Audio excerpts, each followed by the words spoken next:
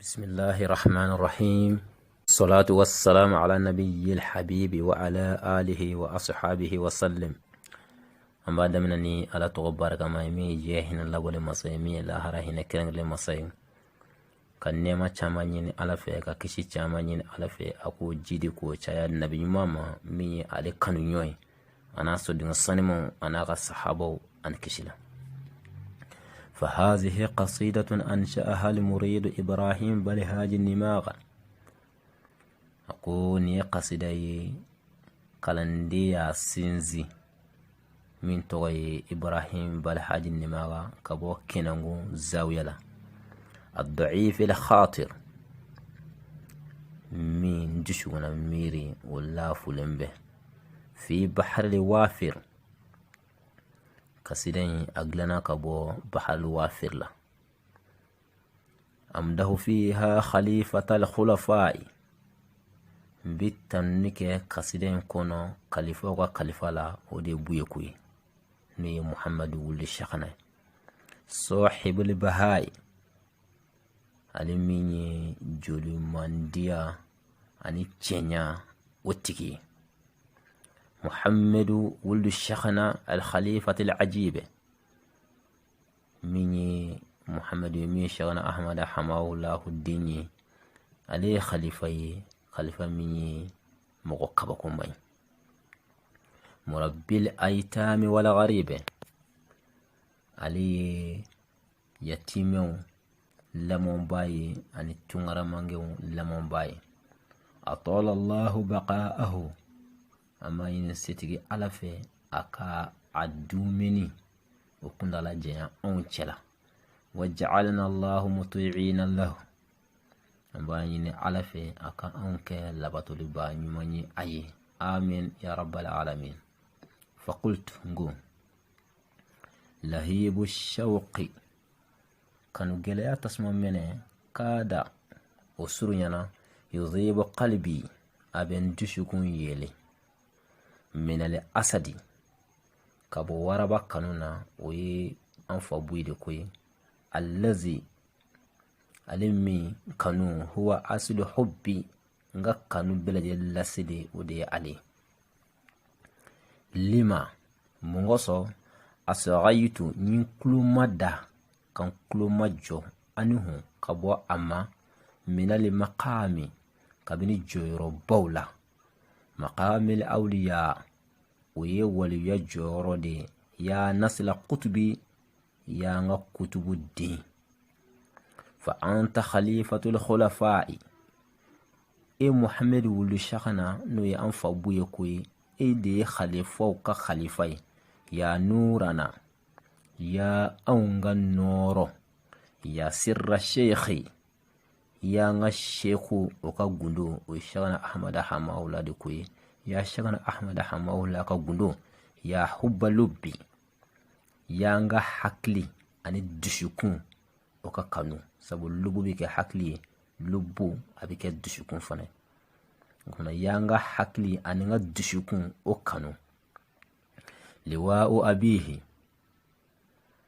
afaka jonjo noye shagana ahmada hamahullah oka jonjo yi drapeau di bamananga afaka drapeau ahmadu minye shagana ahmada hamahullah yi qad haqiqa la hamahu ayo drapeau intanga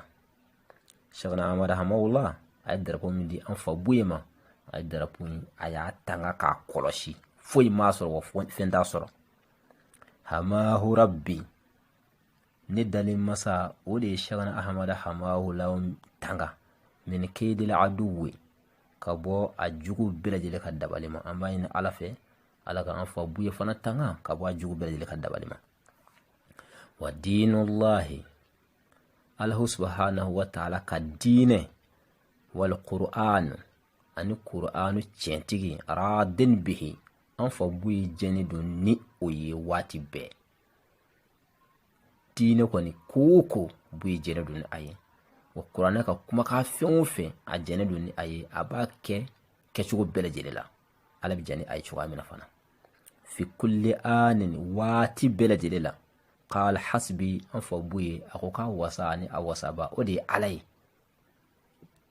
بجاه حماية الرحمن على أبي الديلي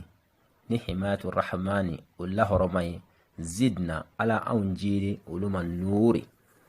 noro donuna wa'afu jami'a dhanbi ala iga yafa nga jurumu bela jilema bijahi khalifatil khulafai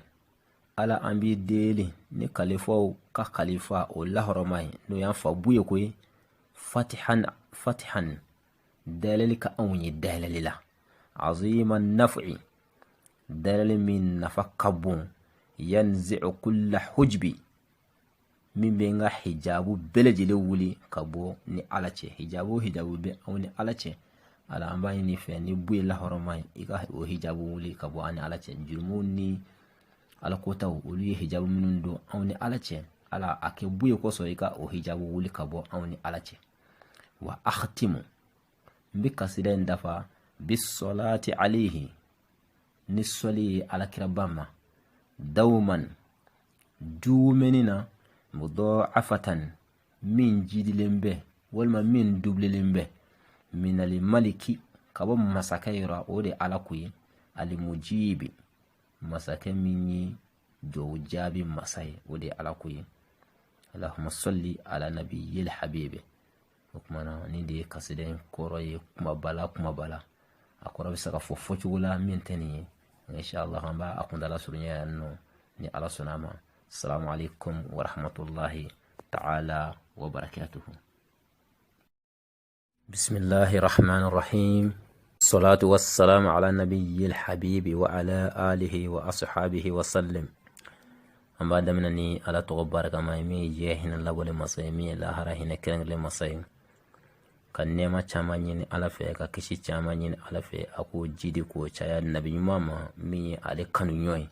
ana so dinga sanimo ana ga sahabo an kishila. فهذه قصيدة أنشأها المريد إبراهيم بلهاج النماغ. أكون قصيدة كالندية سينزي من توي إبراهيم بلهاج النماغ كبو كينانغو زاوية الضعيف الخاطر من جشونا ميري ولا فلنبه في بحر الوافر كسيدين أغلنا كبو بحر الوافر لا أمده فيها خليفة الخلفاء بالتنك كسيدين كونو خليفة وخليفة لا ودي بويكوي ني محمد ولي الشيخنا صاحب البهاء